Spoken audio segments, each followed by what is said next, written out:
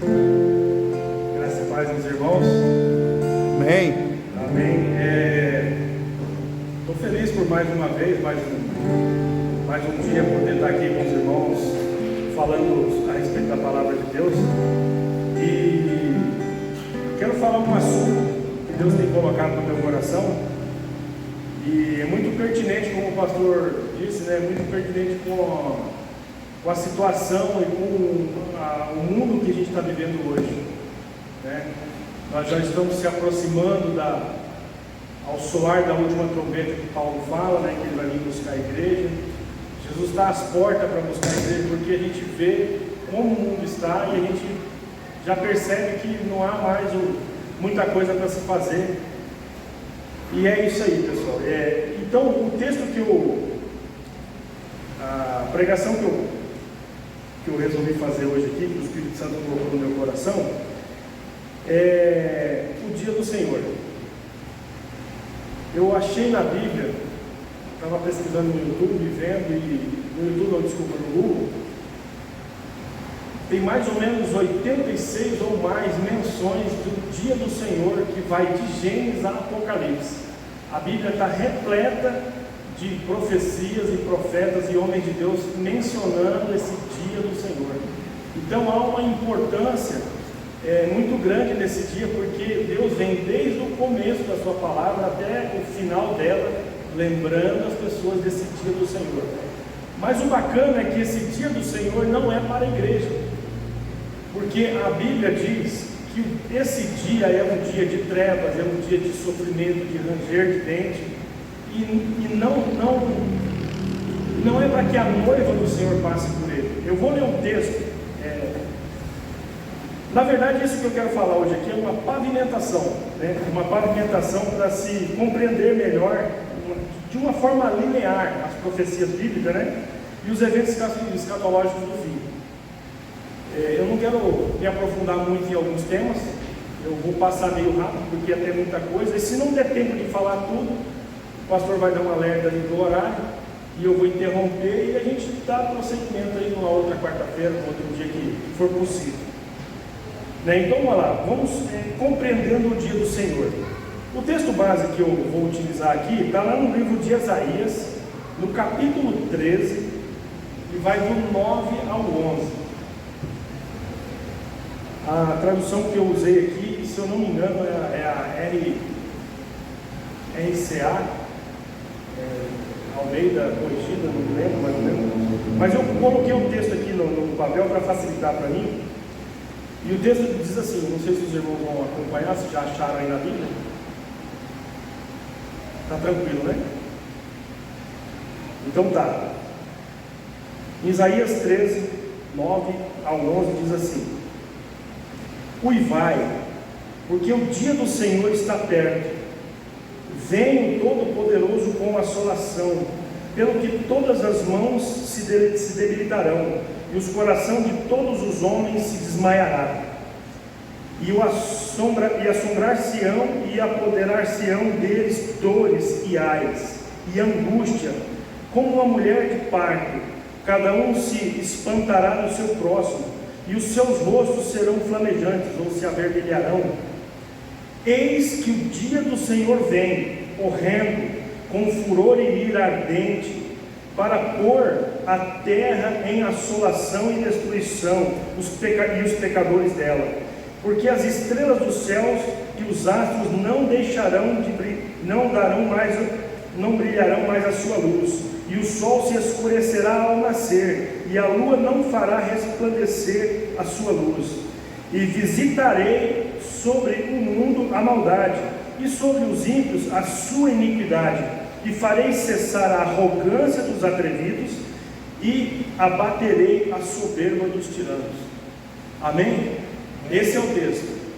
Então, a igreja do Senhor, ela não é soberba, ela não é arrogante, e ela não está preparada para esse dia. Esse dia não é para a igreja do Senhor, porque nós não nos encaixamos nesse texto. Esse texto é para um mundo que rejeita a palavra de Deus e que rejeita Deus. E eu tenho outros textos aqui para que os irmãos possam anotar, ou se quiserem ler em casa. Jeremias 46:10 também fala sobre esse assunto, o dia do Senhor. Eu peguei alguns profetas, conhecidos como os profetas maiores, né? Eu peguei alguns textos deles aqui. Ezequiel também, Ezequiel 30, do 3 ao 4, também fala desse dia do Senhor. Isaías 2, lá no comecinho, no capítulo 12, ele também fala. Isaías é um profeta messiânico, né? Isaías, ele teve uma revelação do Senhor da vinda do Messias. Ele profetizou no Velho Testamento, é um dos poucos profetas que conseguiu perceber a vinda do Messias. Por isso ele é conhecido como profeta messiânico. Estou um pouquinho nervoso, acho que é natural, a segunda vez. Estou aprendendo. Para mim, na quarta-feira, eu não só estou falando com os irmãos, mas também estou aprendendo. Para mim é uma escola, e eu me sinto muito honrado e privilegiado que o pastor conceder essa oportunidade. Eu acho que isso é um dom, é um talento que ele tem, e que Deus está usando a vida dele, de dar oportunidade para pessoas como eu, que têm dificuldades, de falar numa quarta-feira aqui. Mas vamos caminhando aí, senão não vai dar tempo, tem muita coisa para falar. O dia do Senhor, para a gente entender, ele não é um dia de 24 horas. A percepção que a gente tem quando se fala em dia, como a gente é ser humano, e para nós o tempo ele é linear. Para nós o tempo ele é linear. Para Deus o tempo não é linear. Deus acessa qualquer parte do tempo. Deus pode ir para o passado, pode ir para o futuro, e ele não se prende ao tempo. Deus está livre, Deus é maior que o tempo. Mas para nós seres humanos o tempo ele é linear e ele é de ciclos, né? Nós temos um ciclo de um dia, 24 horas faz um dia, 7 dias faz uma semana, 30 dias faz um mês, né? 12 meses faz um ano, e tudo se repete novamente, porque o homem não consegue viver, ele não conseguiria absorver e compreender o mundo se não houvesse esses ciclos e o tempo linear. Na eternidade é diferente. A eternidade não tem, o tempo não é linear, e lá não existe ciclo. Lá é um tempo só. Entrou na eternidade, é aquele tempo que você entrou. E aquilo não muda, não tem dia, não tem noite, não tem hora, não tem nada. Então é até difícil para a gente compreender a eternidade. Então, para que o homem não enlouquecesse, Deus criou os ciclos para facilitar e o tempo linear. Então, para ajudar aqui, nós vamos tentar compreender as profecias linearmente, né? Então a gente já sabe que ele não é 24 horas. Esse texto está lá em Pedro, 2 Pedro, no capítulo 3, o versículo 8 ao 13, Pedro fala: então sabeis, irmãos, que o dia do Senhor, um dia para o Senhor é como 1000 anos, e 1000 anos é como um dia, né? Pedro fala. Então ele dá a menção de que o dia do Senhor pode ser 1000 anos. Só que Daniel faz outra coisa. Daniel fala que uma semana de 7 anos é uma semana de 7 anos. Então Daniel menciona 7 anos como uma semana. Então para Daniel, um ano é um dia. Já para Pedro e Isaías, porque Pedro está falando do livro de Isaías, para eles um ano é 1000 anos, um dia é 1000 anos. E para Daniel um dia é um ano. Então, o que eu quero que os irmãos entendam? Que esse dia do Senhor, ele não é um dia fixado, é como se fosse um período, é um momento. É um momento em que Deus vai agir. Não se prenda a tempo, né? Pode ser 1000 anos, pode ser menos que isso, pode ser um ano, pode ser um mês, pode ser um dia. Então, Deus está... Deus é maior que esse momento. Vamos lá, mais para frente aqui. Vamos caminhando aqui, pessoal. Eu tentei fazer uns bolsos aqui para ajudar. E esse dia do Senhor também pode ser dividido por etapas. Deus pode realizar ele tudo num momento só, ou ele pode dividir isso. Assim como a primeira vinda de Jesus foi dividida, ele veio, foi para os céus, ele voltou 40 dias, depois ele voltou. Então há etapas na primeira vinda de Cristo. Jesus vai voltar pela segunda vez. Então pode ser que Deus resolva esse dia do Senhor tudo num momento só, e pode ser que ele pode fracionar isso. Isso fica a cargo de Deus. A outra coisa, o dia do Senhor e a 7ª semana de Daniel, eu queria fazer um paralelo e tentar entender uma similaridade entre essas coisas, né? Como o dia do Senhor, a grande tribulação e a última semana de Daniel estão interligadas. Eu vou traçar um paralelo entre Apocalipse e o livro de Daniel. É impossível você compreender Apocalipse sem antes saber o livro de Daniel, sem antes saber as profecias de Daniel. Daniel é considerado o profeta apocalíptico do Velho Testamento. Uma vez eu vi um pastor dando uma explicação, e isso assentou bem no meu coração. Para entender Daniel, as profecias que Daniel dá a respeito do fim, é como se você viesse numa montanha e subisse no cume dessa montanha, e no cume dessa montanha você olhasse longe várias cordilheiras de montanha. Então dessa montanha você olha, você vê só o cume dela, a ponta dela. Então Daniel está nessa situação. É como se ele visse as profecias do fim no cume dessa montanha, e a muitos quilômetros de distância ele visse o cume das outras montanhas. O livro do Apocalipse é diferente. É como se o autor pudesse entrar nos vales dessa montanha e ver peculiaridades e detalhes da situação, porque são revelações mais próximas do tempo. Daniel, tanto é que Daniel recebe a profecia e o anjo diz para ele: sela a profecia, porque não é para este tempo, não está próximo do tempo. Já João recebe a profecia e diz que o tempo está próximo. Então era bem diferenciada a maneira como se vê a escatologia. Mas eu digo assim, é impossível você compreender Apocalipse sem entender o livro de Daniel. Então as similaridades que eu quero dizer aqui, por exemplo, Apocalipse fala de 7 anos de tribulação, né? Daniel fala de uma semana de 7 anos do anticristo. O Apocalipse ele fala do surgimento do anticristo, e Daniel fala do príncipe que há de vir, que são as mesmas coisas. Que esse príncipe vai vir trazer a assolação sobre a terra. Apocalipse diz que as nações se ajuntarão no vale do Armagedon para vir contra Jerusalém. Daniel diz que o povo do príncipe que há de vir destruirá a cidade e profanará o santuário. Eu entendo que as profecias na Bíblia, elas têm camadas. Tem profecia na Bíblia que já se cumpriu, mas que ainda se cumprirá novamente. Eu não sei se vocês conseguem entender isso. São camadas, são etapas. Por exemplo, você lê um texto, por exemplo, o dia do Senhor. Pedro, no dia de Pentecostes, ele fala assim: esse é o grande dia do Senhor, que foi profetizado pelo profeta Daniel. Ele está falando do dia do Senhor. Só que a gente entende que parte daquela profecia foi cumprida, porque ainda muito mais daquela profecia ainda está por se cumprir. Mas isso não quer dizer que Pedro não estava certo em dizer aquilo, que aquilo era a profecia de Ezequiel. E também aquela profecia de Ezequiel ainda estava por se cumprir, porque na época de Pedro a lua não escureceu, não se tornou em sangue. Muitas coisas ali que Daniel e Ezequiel falam não se aconteceram. Então a profecia ela é entendida como camadas. Ela se cumpre um pedaço, depois ela torna a se cumprir novamente. Então vamos lá. Bom, essa parte que eu passei, entender Daniel para se compreender o Apocalipse. Eu já falei seguidamente. E essa compreensão que a gente tem que ter, como eu falei para o pastor, eu não quero entrar em detalhes, eu vou dar uma explanação histórica, eu vou falar de assuntos históricos que já aconteceram na Bíblia. Eu não vou entrar em detalhe de anticristo, de como vai ser, se é pré-tribulação, se não é, se vai ser salvo antes, se vai ser salvo depois. Eu não quero entrar nesse detalhe, mas eu quero falar o histórico, para que os irmãos possam, com essa base, ir compreendendo melhor as profecias do futuro. Por exemplo, Daniel, ele surge, para você entender Daniel, você tem que entender o contexto da coisa.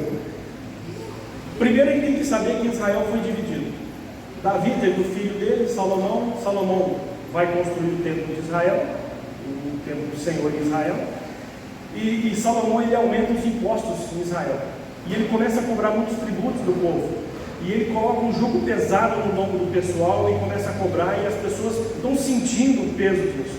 E ele está construindo o templo, ele fez um templo maravilhoso. A Bíblia fala que a glória daquele templo era bonita demais e muito bem feito. Só que Salomão não parou por aí. Salomão continuou, ele quis mais. Aí ele foi fazer um palácio. E aí ele continua sacrificando o povo e fazer o palácio, e isso vai revoltando Israel.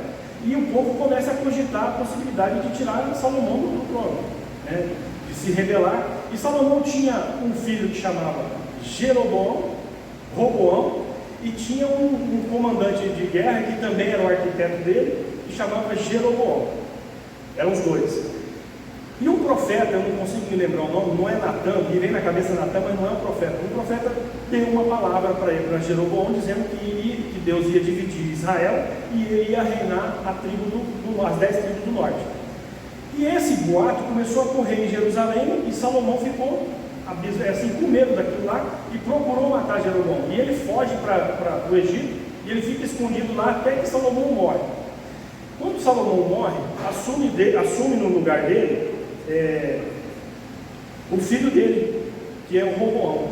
E o Roboão, as pessoas na expectativa de que Roboão abaixasse os impostos, falaram, não vamos cobrar mais imposto, vamos abaixar. E ele decide ser mais duro do que o pai. E aconselhado por pessoas erradas, né, os conselheiros jovens, a Bíblia fala sobre conselheiros maduros, né, os anciões, e tinha conselheiros jovens, e ele optou por ouvir os jovens, conselheiros mais novos, e desprezou os anciões de Israel. E ele castigou mais entre Israel. E aí foi a gota d'água. Quando morre Salomão, Jeroboão volta para Jerusalém, para Israel, e ele promove uma rebelião.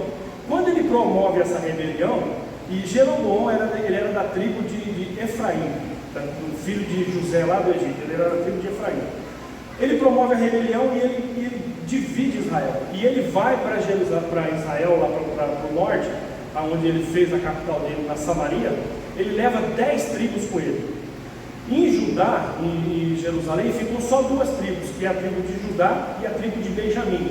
E a tribo dos levitas foi dividida ao meio. Metade dos levitas ficou em Jerusalém e a outra metade foi para o norte, com as 10 tribos. E aí você, passado esse tempo,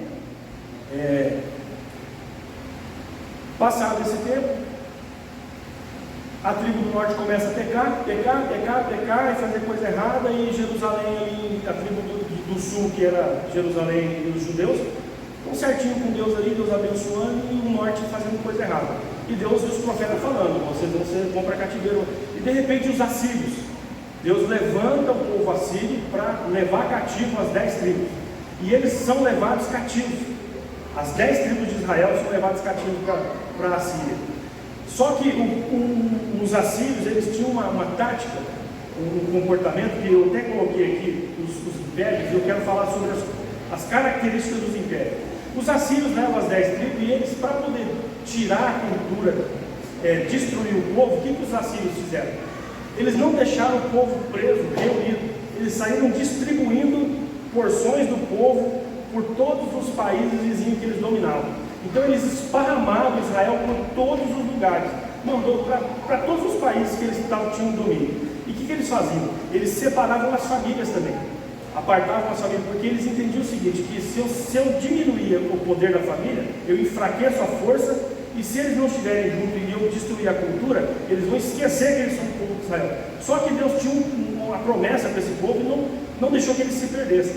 Tanto é que eu vou linkar essa situação com Atos 3, o dia de Pentecostes. No dia de Pentecostes, quando Pedro está reunido com as 3.000 almas lá, que eles começam a falar em língua, e aquelas pessoas passam abismadas, falando, não, ele está falando na minha língua.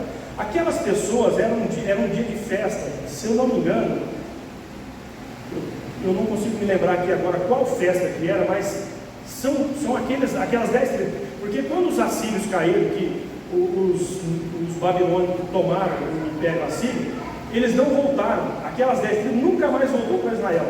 Eles estão esparramados pelo mundo até hoje. Até hoje o povo de Israel, das 10 tribos, estão pelo mundo. Eles nunca mais voltaram para a terra. Então, mas só que como eles eram judeus praticantes, eles iam todo ano em Jerusalém para participar das festas. E aquelas pessoas, quando eles estavam lá, aquela multidão que estava lá, eles não foram lá para Israel para fazer compra.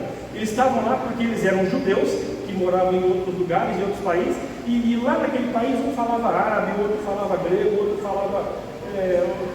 em cada lugar que tinha um judeu morando, que foi esparramado, ele falava a língua e a cultura daquele lugar. Só que ele tinha a tradição de Deus no coração dele. Então ele vinha todo ano para Jerusalém.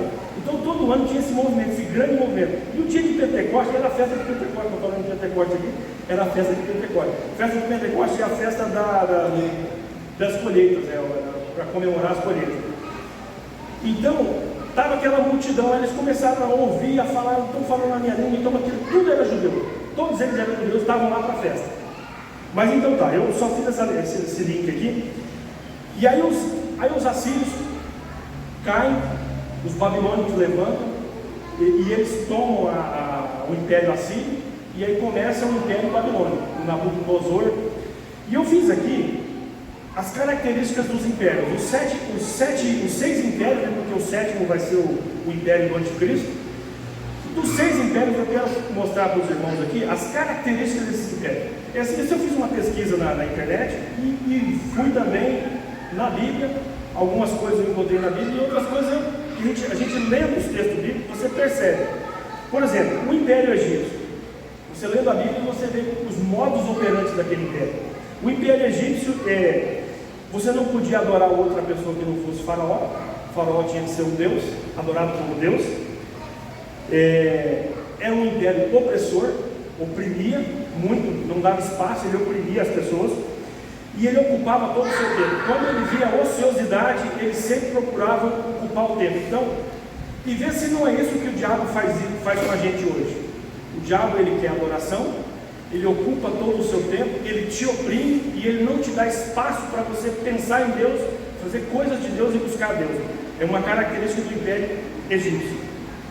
Aí eu fiz aqui, só um minutinho, o Império Assírio, os assírios, que é o império que levou as 10 tribos. A característica do Império Assírio, eles tinham por característica, como eu já disse, era misturar os povos. Eles gostavam de fazer mistura. Aquela briga dos judeus com os samaritanos é porque os assírios, quando levou as 10 tribos, o que eles fizeram? Pegaram pessoas de outros lugares, povos de outros lugares, e colocaram dentro da Samaria. E aquelas pessoas começaram a se misturar. Os judeus que estavam ali começaram a casar com as mulheres, e houve mistura. E por causa dessa mistura, os judeus, quando voltaram da Babilônia, eles odiavam os samaritanos por causa que eles não se mantiveram puros. Eles não eram mais judeus puros, porque era uma característica dos assírios, fazer com que as pessoas se misturassem, eles perdessem a identidade e a cultura, né? Uma característica do Império Babilônico. O Império Babilônico era um império que tinha espírito de grandeza. Tudo era vultuoso, os palácios, jardins suspensos. Era um império que tinha muito ouro, muitas joias, muitas pedras preciosas, né? Acúmulo de ouro, pedras preciosas.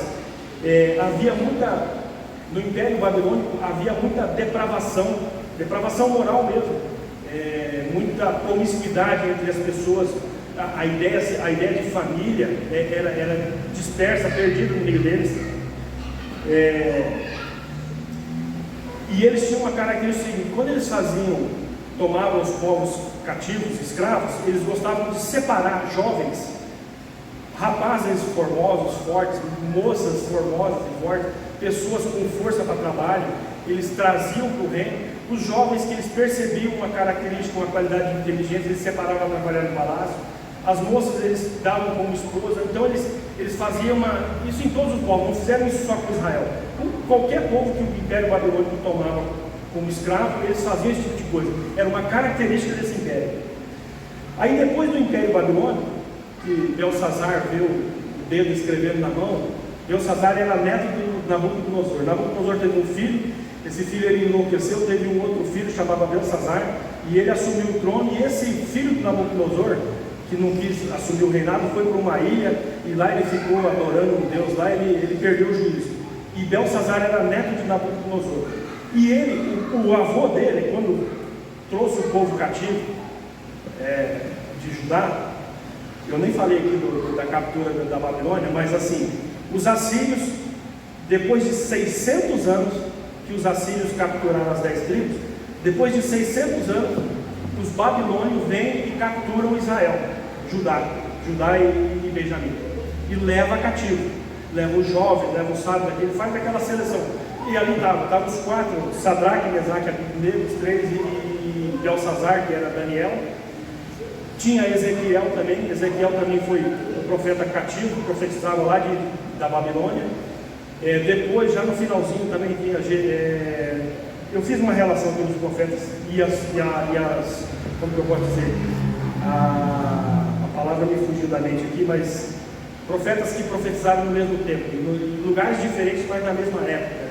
Esqueci o nome desse cidade, fugiu da mente aqui agora.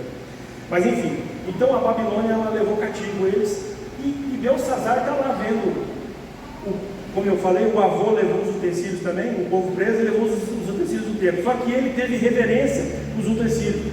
Os utensílios ficou guardado num quartinho lá pelo avô, Nabucodonosor, durante 30 e quase 40 anos. Quase 40 anos guardado, escondido num quartinho lá. Nunca tocaram, nunca pegaram uma taça ou um utensílio que seja. O neto dele teve a brilhante ideia de fazer uma orgia, pegar os utensílios do templo, servir bebida para as mulheres e para eles para tomar os utensílios que eram usados na casa de Deus. O que acontece? A mão começa a escrever na mão, pesado, porque o reino foi achado. E hoje, Daniel está lendo lá para eles e fala para eles que hoje mesmo o reino dele ia cair. E naquele momento, eu acho que Daniel estava lendo na parede, os medos e os persas estavam secando o rio. Porque Babilônia, como eu falei, eles eram muito vultuosos, eles gostavam de coisas grandes, eles fizeram um rio. O rio, eles desviaram o rio, passava por dentro do palácio. Eles tinham um duto de água, eles tinham uma coisa muito bonita, passava.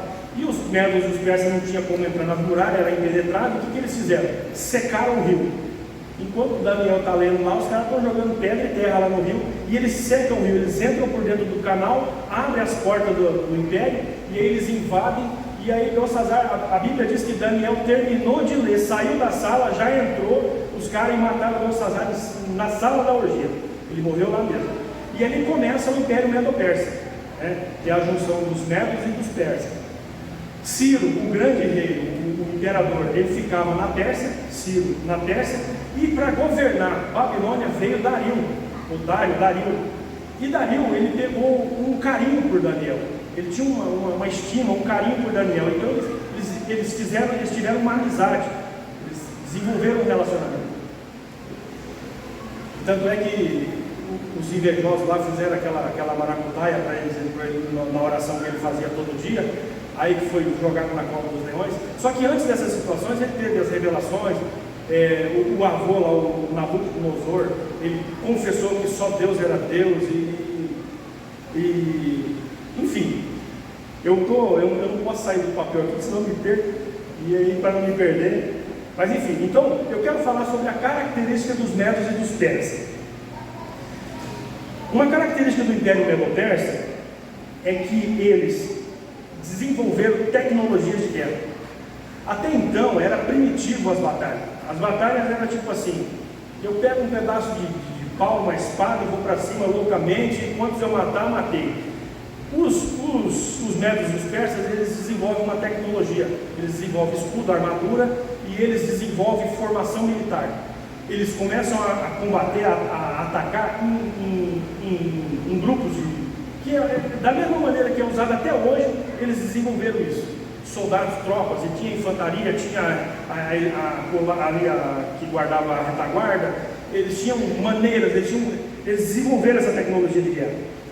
E a organização militar.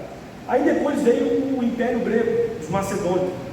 Os macedônios, eles usam a mesma tecnologia de guerra dos medos e dos persas, só que porém com uma diferença: eles eram implacáveis.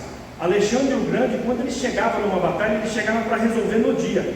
Uma guerra que os medos e persas levariam uma semana para vencer, com a estratégia, Alexandre ele chegava e ele esmagava.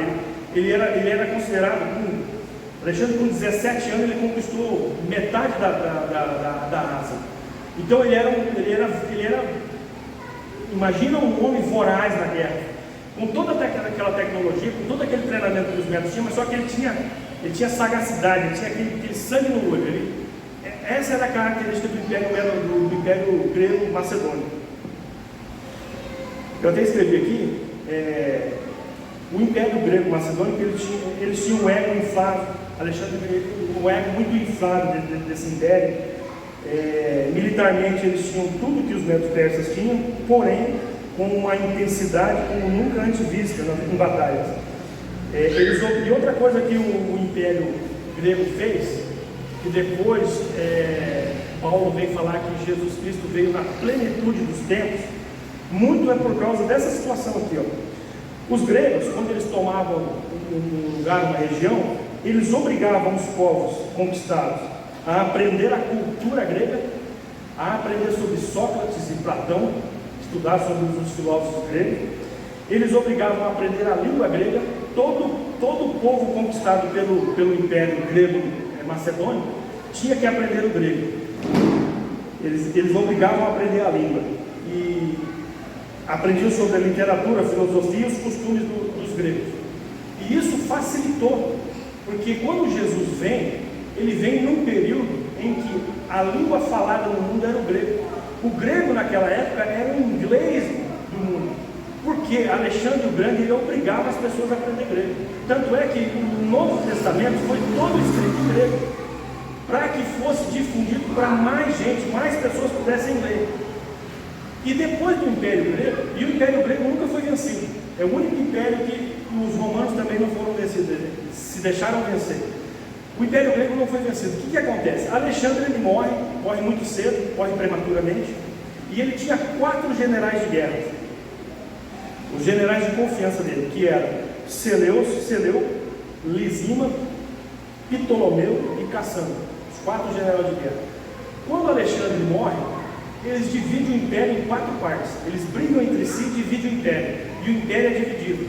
Depois 2 se juntam ao norte e 2 se juntam ao sul.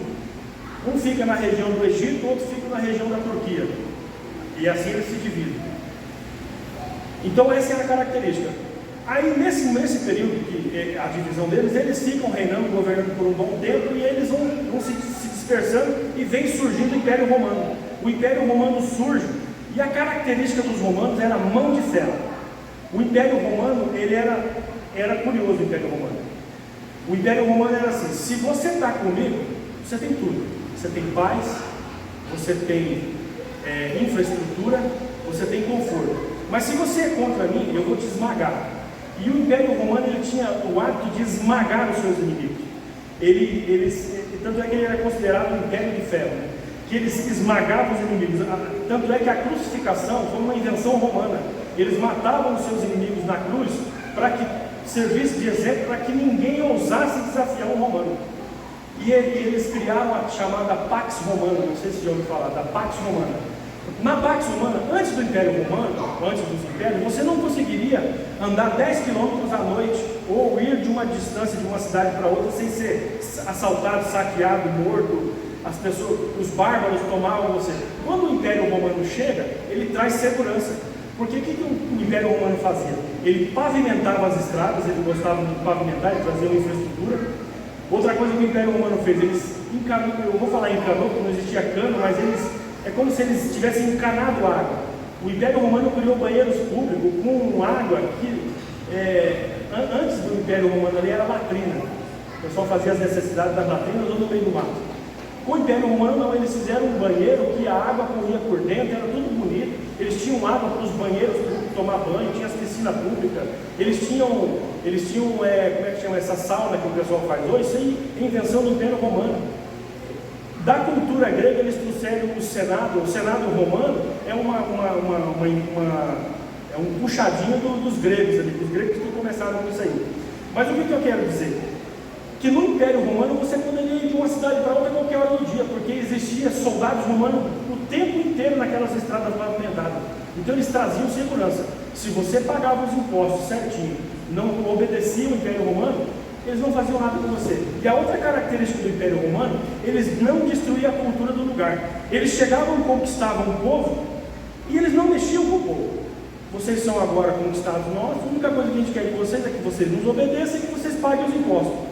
Vocês podem cultuar o Deus que vocês quiserem, vocês podem fazer o que vocês quiserem, viver a vida da maneira que vocês acharem. E assim foi porque eles fizeram isso com Israel. Israel era prisioneiro do Império Romano, só que Israel tinha rei judeu, tinha o Sinédrio, tinha os profetas, tinha o templo funcionava, tudo funcionava bonitinho. Só que eles eram servos do Império Romano, eles tinham que pagar imposto para o Império Romano. Só que os romanos não interferiam na cultura. Então, quando a Bíblia diz que Jesus veio na plenitude dos tempos, É porque no tempo que Jesus veio, existia o inglês da época, existia a segurança da época, existia a infraestrutura da época, existia o conforto, mediante o possível da época, né? Tinha tudo. Então, a Bíblia fala que ele veio na peleja por causa disso, porque era a característica de cada império. E o sétimo império, que é o império do anticristo, que esse ainda não veio, ele vai ter uma outra característica. O império do anticristo, ele vai ter tudo isso que todos os outros impérios tiveram, vai ser opressor, vai ter mão de ferro. Daniel fala que tem as visões, as profecias dos animais, e ele dá uma característica de como vai ser o anticristo, e ele vai ter tudo isso, mas com uma diferença que os outros não tinham. O anticristo, o império do anticristo vai ter o poder de subjugar a sua alma e o seu espírito, e levar o teu espírito e a tua alma para o inferno, coisa que o império romano não podia fazer, os assírios não podiam fazer, os babilônicos não podiam fazer isso, mas o império do anticristo, ele vai ter o poder de fazer com que a tua alma e o teu espírito repousem no inferno se você aceitar o que ele vai impor. Se você aceitar a marca do anticristo, praticamente você está condenado, porque a Bíblia diz que quem aceitar a marca, Deus vai matar, Deus vai eliminar da face da terra, não vai entrar para o milênio. Quem aceita a marca do anticristo não passará para o milênio, será arrancado da terra e vai ser tirado. Então a característica do império do anticristo é essa. Ele tinha todas as outras dos outros impérios, só que com uma diferença: ele podia tocar na sua alma, ele vai poder tocar na sua alma e no teu espírito. Deixa eu ver aqui.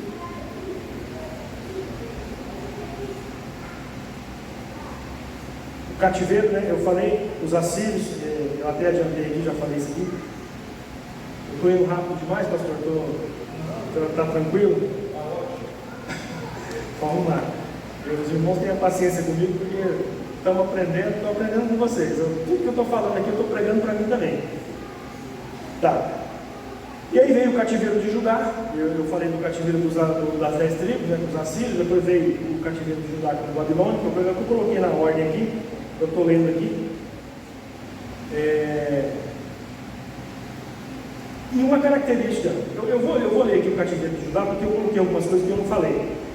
Mais ou menos 600 anos do cativeiro das 10 tribos, após a queda dos assírios, né, para os babilônicos, foi a vez do reino do sul, o reino de Judá, ser levado cativo.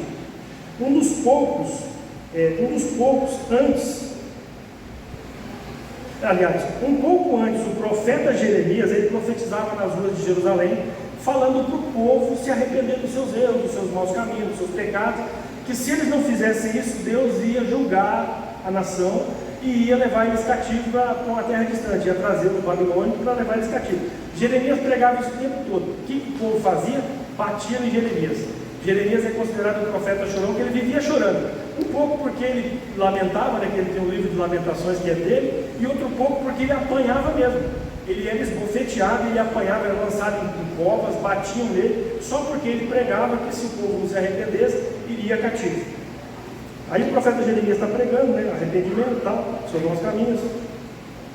E ele deu uma profecia que se o povo não se arrependesse, eles iam cativos e iam ficar por uma geração de 70 anos. E essa profecia ficou no livro. Tá, o povo foi cativo, né? O povo não deu ouvido, a geração de Jeremias, como também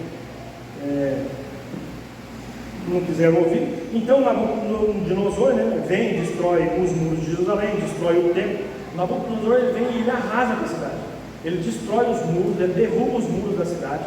Ele destrói o templo de Salomão, que era formoso, bonito, tinha revestido de ouro. E ele vem, destrói tudo, leva os utensílios para a Babilônia. Ele faz um estrago em Jerusalém. Aí o que ele faz? Só um minutinho aqui, deixa eu pegar aqui. Aí ele leva cativo, né? Os utensílios, tá? E dentre muitos que foram cativos estavam 4 jovens, né? Jovens notáveis, que era Belsazar, Ananias, Misael e Azarias, que eram os 3 da fornalha, e mais Daniel, que é o da cova dos leões.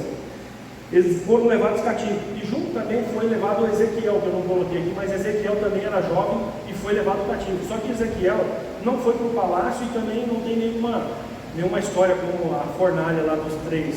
Mas Ezequiel está profetizando lá na Babilônia, profetizando também o Armagedon, a guerra do Armagedon de Israel, do anticristo também. É como se Ezequiel estivesse meio que em sintonia com Daniel.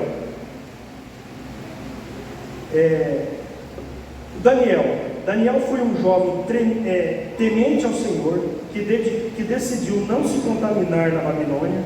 Segundo o texto bíblico, 3 vezes ao dia, na janela do seu quarto, virado para Jerusalém, ele orava ao Deus Altíssimo. A história de Daniel não está resumida na visão das 70 semanas. Ele interpreta os sonhos da estátua de Nabucodonosor, ele interpreta os sonhos de Nabucodonosor com a estátua, né, que ele fez, que o rei fez depois de uma estátua de ouro para todo mundo adorar. E nessa situação aqui, Nabucodonosor dá glórias a Deus, porque Daniel vai lá e revela o sonho. Só que ele teve uma brilhante ideia, né? Falou: bom, se a estátua, a cabeça é de ouro e sou eu, vou fazer ela toda de ouro, que ninguém vai tomar meu reino. E ele obriga as pessoas a adorarem aquela estátua. Deus se revolta com ele, veio uma profecia e diz que ele ia pastar com os animais, ele ia virar um animal durante 7 anos, ele ia enlouquecer, a mente enlouqueceu. Ele foi de fato para o pasto, foi pastar, ficou um animal. A Bíblia diz que as unhas cresceu, criou pelo no corpo, ele era molhado pelo orvalho, ficava lá igual um animal, um bicho. Depois de 7 anos, curiosamente, ele recobra a mente, volta para o palácio, volta a reinar. E lá no livro de Daniel, ele dá glórias a Deus, ele glorifica o nome do Senhor. Eu vou arriscar falar um negócio do meu coração, de mim. Ninguém me falou isso, mas eu vou falar de mim aqui. Eu arrisco a dizer que quando nós formos para a eternidade, a gente vai encontrar Nabucodonosor lá. Porque Nabucodonosor, ele se converte ao Senhor. Ele entrega a vida dele a Deus e ele dá glórias a Deus. Ele confessa que Deus é o único Deus na terra e é o único Senhor que deve ser adorado. Isso está escrito lá. Só que ele faz isso 2 vezes. Na primeira ele faz, depois ele volta atrás e faz a estátua. Na segunda, quando ele volta do pasto, que ele virou bicho e voltou, ele já volta realmente convertido. Se converte mesmo. A outra pessoa, se é de mim também, não é bíblico, não é ninguém que me falou. A outra pessoa que eu acredito, 90, vamos com 85% de chance, é o rei Ciro. É bem provável que a gente encontre Ciro, o grande da Pérsia, a gente encontra ele também na eternidade. Há uma possibilidade, porque Isaías profetiza 600 anos antes de Ciro nascer. Isaías faz uma profecia a respeito de Ciro e fala que ele é o ungido do Senhor. Poucas pessoas foi chamado de ungido do Senhor, o próprio Deus chamando de ungido. Um foi Jesus Cristo, o outro foi Ciro. Deus chama Ciro de o meu ungido. Se os irmãos quiserem ler o livro de Isaías, está lá no livro de Isaías. Eu não consigo lembrar aqui aonde. Isaías 45, né? Está lá escrito lá. Então, há uma possibilidade grande de que Ciro esteja lá na eternidade. A gente encontra com ele lá. Mas enfim, eu até me perdi aqui no que eu estava falando. Se alguém puder me ajudar, que ninguém? Me perdi aqui. Mas vamos lá, vamos tentar se encontrar de novo.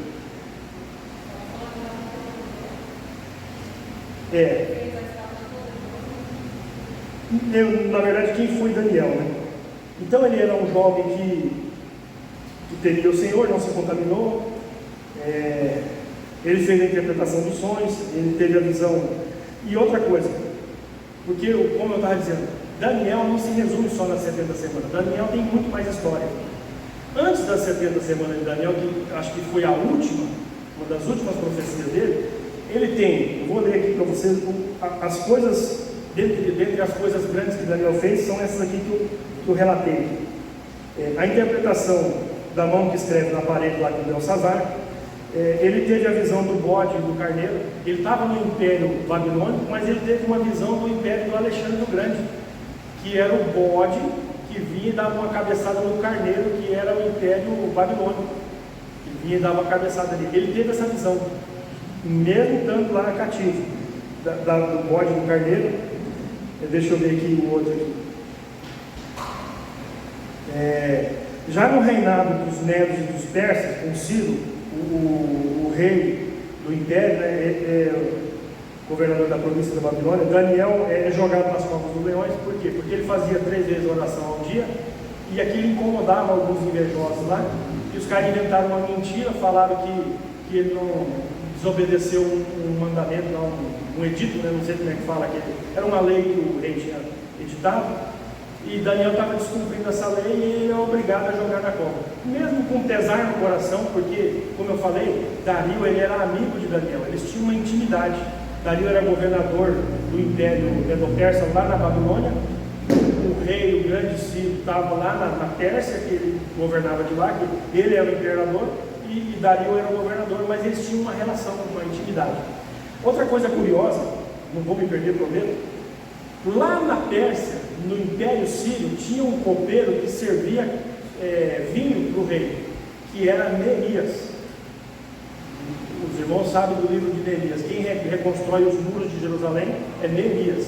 Neemias, ele era copeiro, ele não era profeta, ele não era político, ele não era nada. Ele só era um servo que desde jovem, desde a sua mocidade, servia vinho para Ciro, o rei da Pérsia. E um dia ele estava triste, e os persas tinham os costumes. Os persas, eles adoravam os mortos, tinham reverência pelos mortos, a lembrança, a memória de um morto no Império Persa, para eles era sagrado.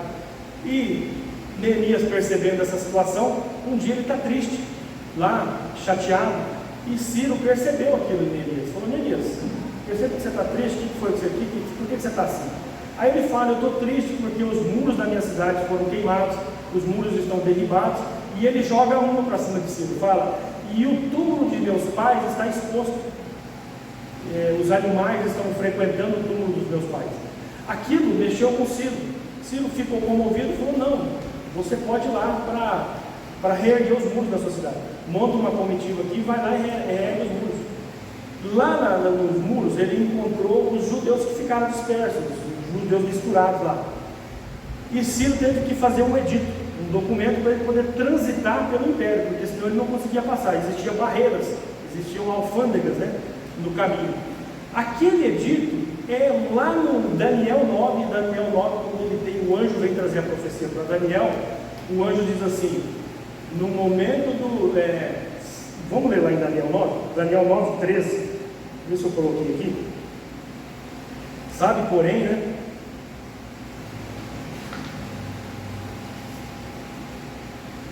Vê se eu acho aqui.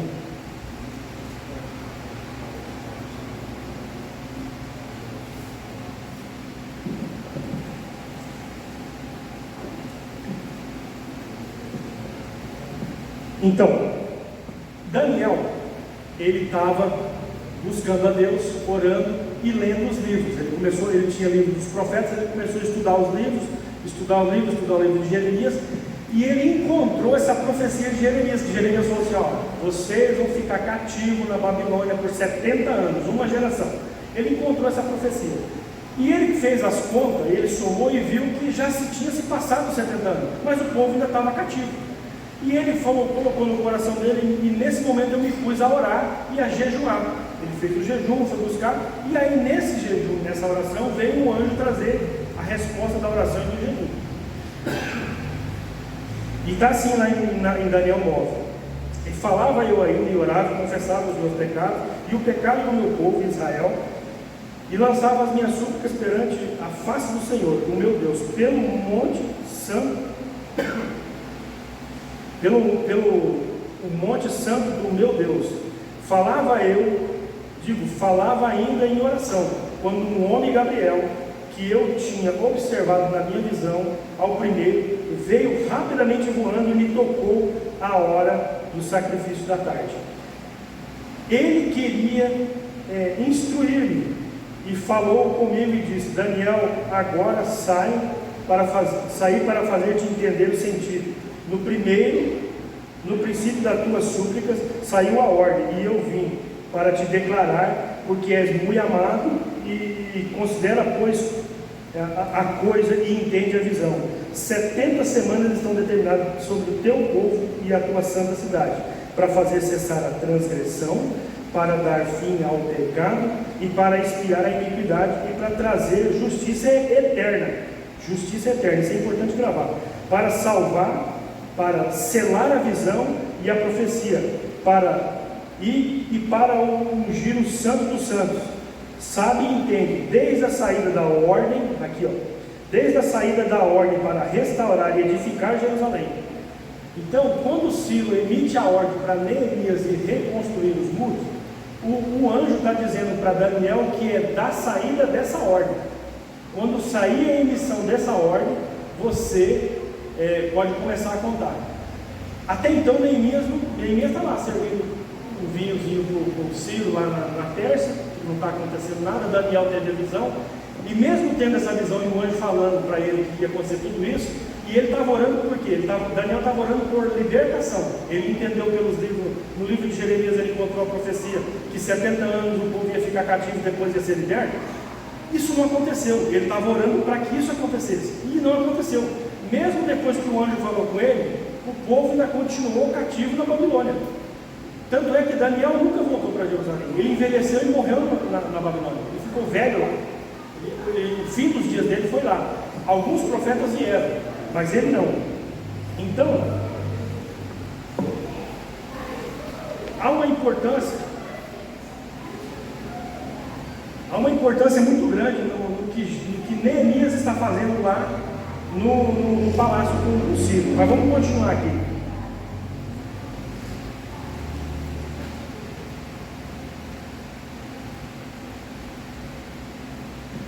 E aí eu já falei isso aqui, vou repetir de novo. Agora Daniel se põe a interceder pelo seu povo e orar por Jerusalém e tal. E ele percebeu que já tinha completado 70 anos e tal, já falei sobre isso aqui. E nesse momento ele tem a visão. Aí eu falei de Neemias também. Eu escrevi o texto aqui, mas parece que eu não estou obedecendo o texto, eu estou falando por fora aqui. E eu acabo me perdendo. É uma coisa que eu tenho que aprender, e acredito que ao longo de muitas quartas-feiras eu vou aprendendo. E que nem eu falei para os irmãos, esse texto aqui, essa pregação de hoje, não estou falando sobre profecia de quem vai ser o anticristo. Isso aqui é só uma pavimentação para que quando começar mesmo a falar sobre profecia, os irmãos se lembrem e entendam como que é a panorâmica da coisa. Eu fiz aqui os profetas contemporâneos, a palavra que me fugiu aquela hora, os profetas contemporâneos da época. O primeiro profeta eu comecei a partir de Isaías, porque Isaías faz as profecias para Ciro, fala de Ciro, e Isaías também fala do ungido, que é Cristo. Então eu decidi fazer de Isaías, e eu fui pegando os contemporâneos. Isaías foi no ano 730 a.C., isso de Isaías até Daniel são 600 anos, mas Isaías é no ano 700, e contemporâneo a Isaías é o profeta Miqueias. Miqueias é contemporâneo a Isaías nesse período, lá no comecinho. Depois, no ano 627, começa o período do profeta Jeremias. Jeremias está profetizando ali em Jerusalém, em Judá, né? E junto com ele nós temos o profeta Naum, que é contemporâneo dele, também em 612. Nós temos Abacuque, que também é contemporâneo a Jeremias. Abacuque é no ano 600 a.C. E a gente tem Ezequiel, no ano 597, já do meio do período de Jeremias para o final. Só que Ezequiel tem uma curiosidade, ele não está em Judá e nem em Jerusalém. Ele está profetizando lá da Babilônia, ele é cativo, ele foi cativo com Daniel. E de lá ele profetiza e escreve o livro de Ezequiel. E Jeremias vai até o ano 580 a.C. E Ezequiel vai até 570, 10 anos depois, é até o período que Ezequiel profetiza. Depois desse período, em 520 a.C., nós temos o profeta Ageu e o profeta Zacarias. Zacarias é a curiosidade. Zacarias ele começa a profetizar com 17 anos na Babilônia. Nesse período, em 520, no ano 520, Zacarias vem com o povo foi liberto da Babilônia nesse período. E ele está vindo para Israel, para Judá, e ele começa o ministério profético dele na Babilônia e ele termina o ministério profético em Judá. Aí Zacarias, Ageu. No ano 500 a.C., nós temos o profeta Jonas.